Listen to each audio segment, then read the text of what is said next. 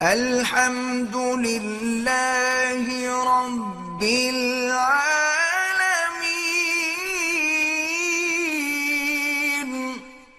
آپ نے مجھے جادو ہوا تھا سورۃ بقرہ بتائی تھی، مجھے بہت فائدہ ہو گیا، لیکن ڈر لگتا ہے تو سورۃ بقرہ پھر سنتے رہو۔ اس کا معنی ابھی تھوڑا بہت اثر باقی ہے۔ سورۃ البقرہ جو ہے ٹیلی فون میں فیڈ کر لیں اور ہیڈ فون لگا کے سنتے رہو، قرآن ہی سننا ہے نا۔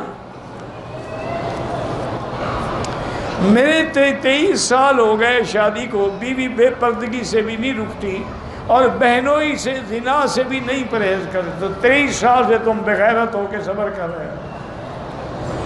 بڑے شریف آدمی ہو، ایسی دیوس عورت کو گھر میں رکھا ہوا ہے، طلاق دو، نکالو، دفع کرو، جو تمہارے بھائی سے زنا کرا رہی ہے،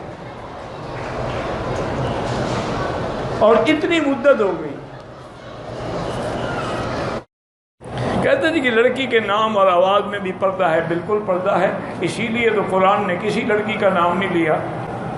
اللہ نے قرآن پاک میں کسی عورت کا نام نہیں لیا ماں سوا مریم، اس لیے لیا کہ عیسیٰ علیہ السلام کا باپ نہیں ہے، عیسیٰ ابن مریم، عیسیٰ ابن مریم، ورنہ کسی بیوی کا نام نہیں آیا، یعنی حضور پاک کی بیویوں کا نام بھی نہیں آیا۔ وجہ علماء نے یہی لکھی ہے کہ عورت کے نام پر بھی پردہ ہے، اور عورت اذان نہیں دے سکتی، امام نہیں بن سکتی، کیونکہ اس کی آواز پر بھی پردہ ہے۔ بالکل لڑکی کو غیر محرموں کے سامنے اپنی آواز، حتیٰ کہ تلاوت قرآن مجید زور سے نہ کرے۔ آج کل تو جی گانے بجانے کا دور ہے بابا۔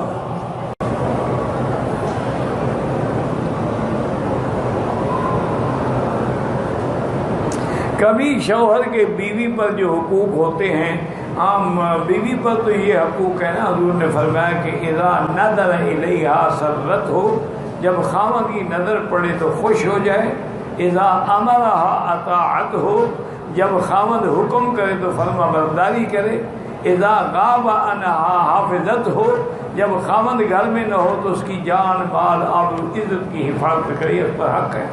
حضور نے فرمایا اتنے بڑے حقوق ہیں کہ اگر اللہ کے سوا کسی غیر کو سجدے کرنے کی اجازت ہوتی، میں بیوی کو حکم دیتا کہ شوہر کو سجدہ کرے۔